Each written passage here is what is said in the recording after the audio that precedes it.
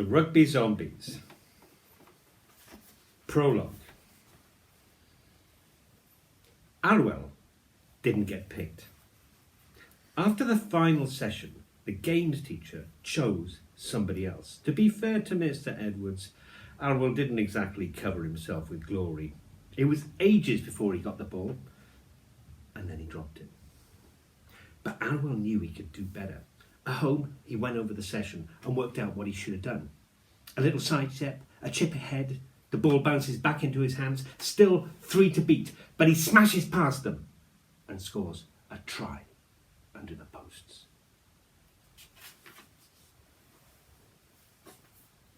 Arwell lived in a small rugby-mad town in South Wales. On the walls of his school were photographs of all the old boys and girls who played for Wales.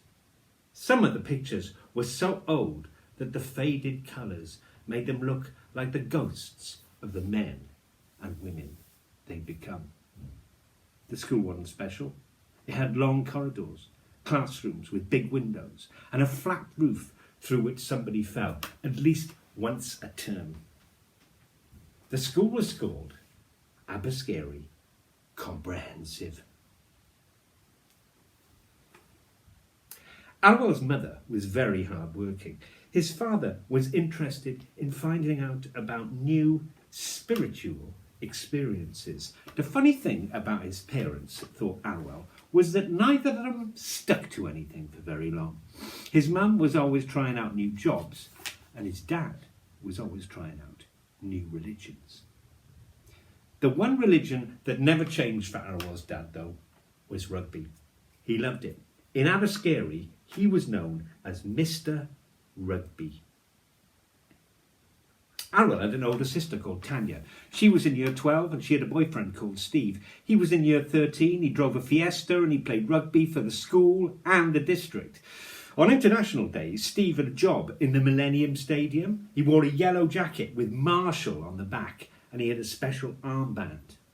Once or twice, Tanya had taken Arwell to watch Steve play. The first time, Steve got concussed and he had to leave the field. He said that the world was really spinning and he could see psychedelic cows. The other time, Steve scored a try. On the mantelpiece at home, there were photos. Loads of Tanya winning medals for swimming and netball, even for cheerleading. But there was just one of Arwell. It was a team photo of the local under-7s and he was wearing a green rugby jersey. He thought he looked really stupid with combed down brown hair. There were photos of his dad from years back when he played rugby for Abergary. There were some new ones of his dad in his Abergary committee blazer. There were pictures of his parents' wedding, his grands, his granddads, his cousins having birthdays, getting married, holding babies.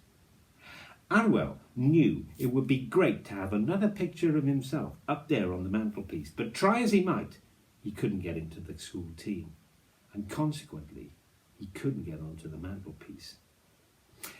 He didn't really like all the photographs because they reminded him of all the things that he hadn't done. Arwell didn't have a huge number of friends, and he only really bothered with a couple of people. Glenn Sarapoglu and Martin Trezise. In the evenings, he'd meet them outside the Spa shop and they'd chill, especially in winter. They liked seeing who was out and about on the street and what was going on. On one thing, they all agreed. There wasn't anything exciting to do in their town. Glenn was a bit of a liability. He was always in trouble. He was tall, with big, wild, dark eyes and mad curly hair that stuck up all over the place. Miss Tavernspike, the head of lower school, said he was bad news. But Arwell knew he wasn't. He was a good laugh. He played rugby sometimes. Quite often he'd get sent off for fighting. Glenn used to say that if the opposing players were going to dish it out, then it was okay to do it back to them. If you can't take it, you shouldn't dish it out. Martin didn't play rugby. He said he preferred surfing, not that he had a surfboard, not that they lived by the sea. He said games were a waste of time. Martin always looked hungry, like he hadn't eaten in days. In the school show in Christmas, they made him play Oliver because he looked so malnourished. He had blue eyes and weedy hair, which meant that all the mums went, ah, when he said, "Please, sir, can I have a little more?"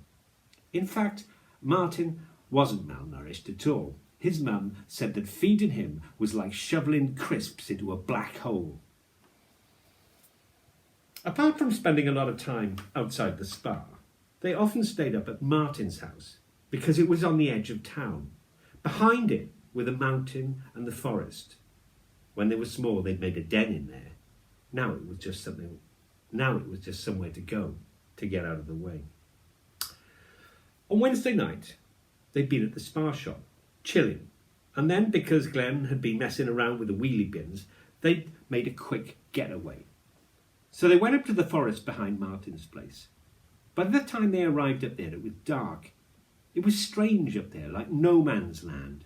If you looked one way, you could see the whole valley lit up below, with houses and streetlights and shops and cars creeping around the roads like tiny spaceships in the November mist.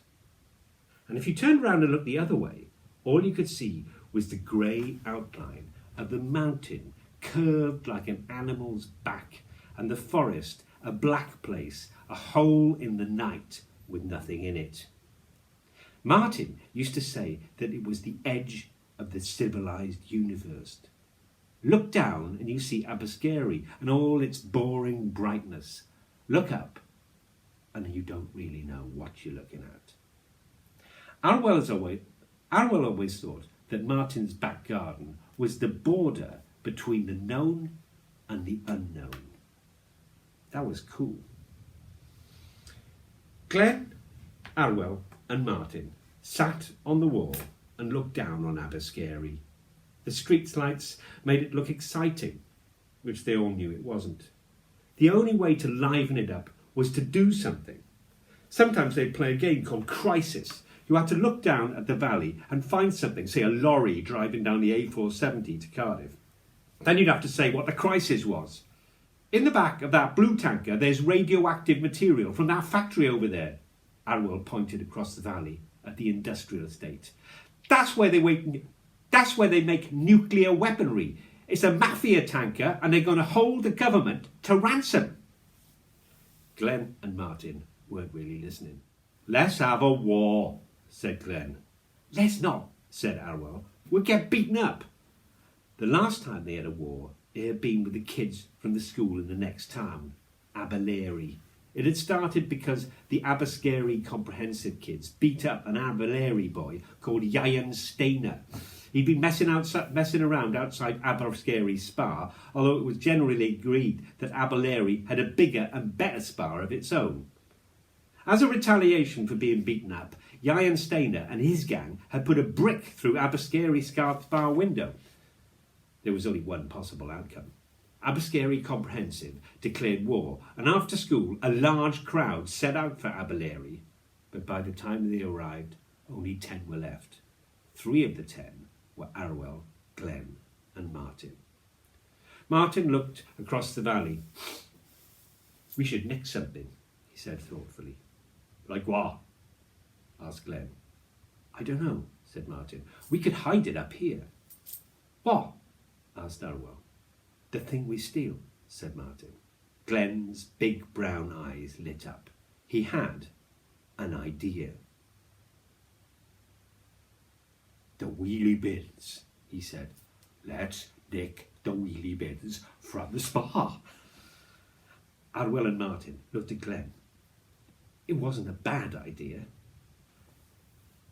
They'd never expect anybody to nick the bins, said Glenn. Imagine the look on their faces when they find they're not there. We can hide them up here, said Martin. Nobody'd think to look up here. There's no security cameras. Brilliant, said Glenn. It's brilliant. Arwell wasn't convinced. He couldn't quite see what the point was, but he knew... But he couldn't quite see why they shouldn't do it either, apart from the obvious reasons. Nobody had ever taken anything as big and as strange as the Spa's wheelie bins. That was cool. And the people in the shop treated the kids really badly. Only 2 at a time were allowed in because the owners reckoned they stole stuff. But the kids only took stuff because the Spa people were nasty to them. Borrowing the bins would teach them a lesson, especially if they returned them later. On the other hand, thought Arwell, it wasn't going to be easy. But then again, that's what made it a cool idea. Just then, the wind picked up. It was really cold, so cold that it blew through the 3 of them. It made them shiver in their bones. It happened like that sometimes up on the mountain. The boys looked at each other, then back at the forest. It was completely black inside. The pine trees rustled like a dog shivering. The wind came from in there. A lot of people found the forest spooky, and they said that it was haunted. But Arwell knew it wasn't. He'd been going up there for ages. It was just a cold wind that made you feel spooked. That was what was cool about the forest. It was a chill-out zone.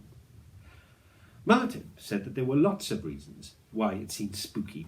People kept chickens and animals which made funny noises. There were horses on the mountain too. They got lost a lot. There were horses on the mountain too. They got lost sometimes. There were even tramps who slept in the woods from time to time. You could hear them talking. In the end, the boys went home. It was too cold to stay hanging around, but at least they knew what to do next. They were going to borrow the wheelie bins from the Spa shop.